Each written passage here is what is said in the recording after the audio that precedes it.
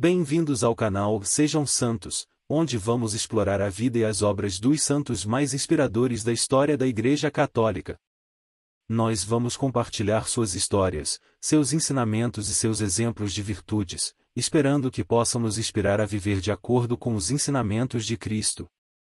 Então, se você quer aprender mais sobre esses santos e descobrir como suas vidas podem ser caminhos que nos levam a Jesus Cristo para nós hoje, inscreva-se no nosso canal e deixe o seu like. Inscreva-se hoje mesmo, divulgue nosso canal a seus amigos e comunidades e nos ajude o nosso canal para que possamos alcançar mais pessoas na divulgação a conhecer mais a vida dos santos, onde a santidade é uma jornada diária. Faça parte dessa comunidade de busca pela santidade.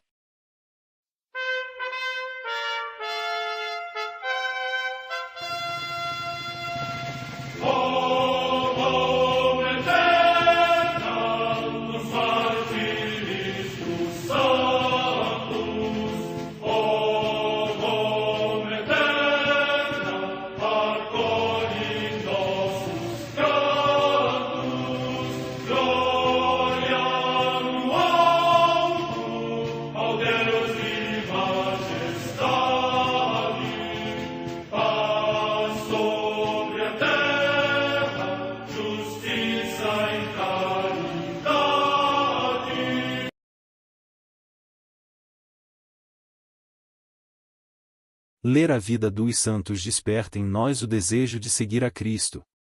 Através de suas vidas podemos aprender as virtudes, a sabedoria e o amor de Deus.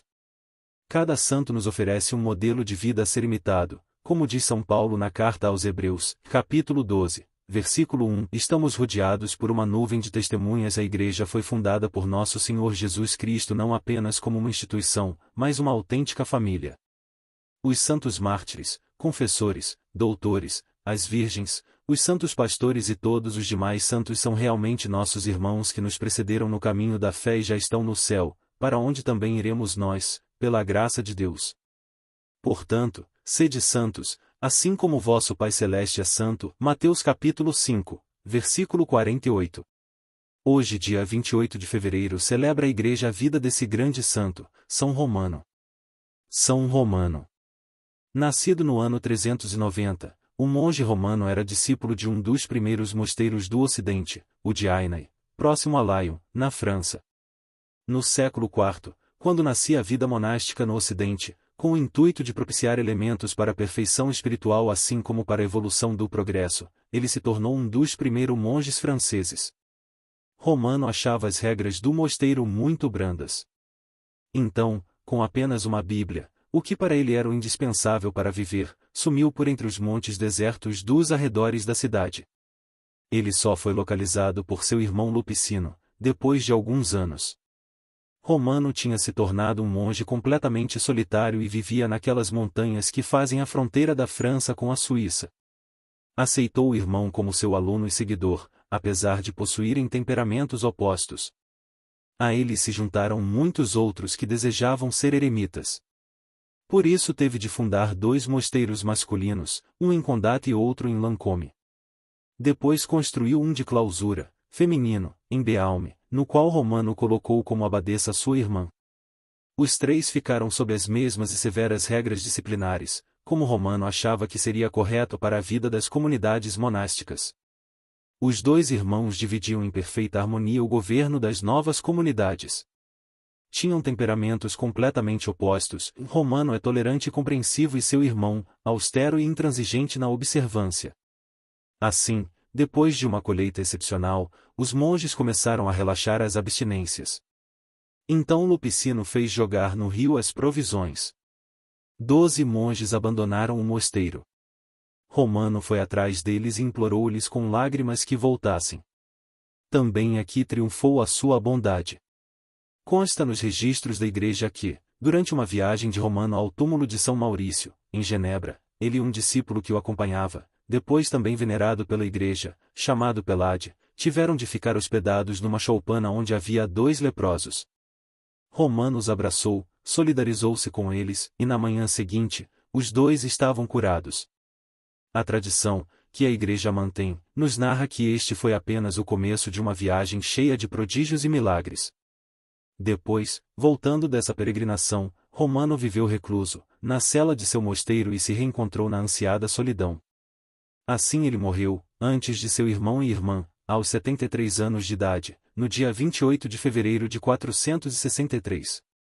A Santa Madre Igreja celebra também nesse dia os santos.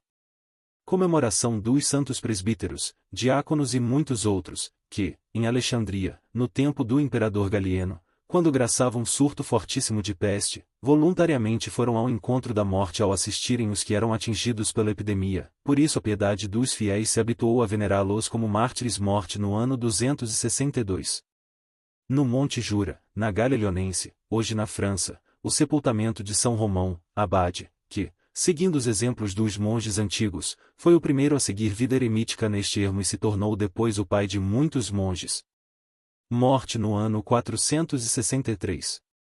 A comemoração das santas Marana e Cira, virgens, que em Bereia, na Síria, viveram num lugar estreito e fechado a céu aberto, sem sequer um modesto manto, observando o silêncio e recebendo por uma janelinha o alimento necessário.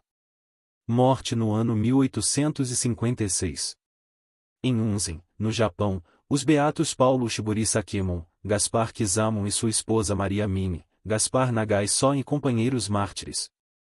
São estes os seus nomes: Luiz Shinzaburo, Dini Saiki e seu filho Luiz Saiki Kizo, Damião Ishiata, Leon Nakajima Soka e seu filho Paulo Nakajima, João Kizaki Kyoshi, João Eizaku, Tomé Uzumi Shingoro, Aleixo Suji Shoshashi, Tomé Kondoyoemon, João Araki Kanshishi. Morte no ano 1627. Em Paris, na França, o beato Daniel Brotier, presbítero da Congregação do Espírito Santo, que se dedicou plenamente a trabalhar em favor dos órfãos. Morte no ano 1936. No campo de concentração de Auschwitz, perto de Cracóvia, na Polônia, o beato Timóteo Trojanowski, presbítero da Ordem dos Frades Menores Conventuais e mártir, que, durante a ocupação militar da sua pátria por um regime hostil à dignidade humana e à religião, esvanecido pelos suplícios que teve de suportar, consumou o martírio por causa da sua fé cristã. Morte no ano 1942. Em Milão, na Itália, o beato Carlos Gnoschi, presbítero, que, para ajudar as crianças mutiladas ou deficientes físicos e psíquicos por causa da guerra, fundou a sua obra máxima, a Fundação Pro Juventude, hoje chamada Obra Dom Inoc. Morte no ano 1956.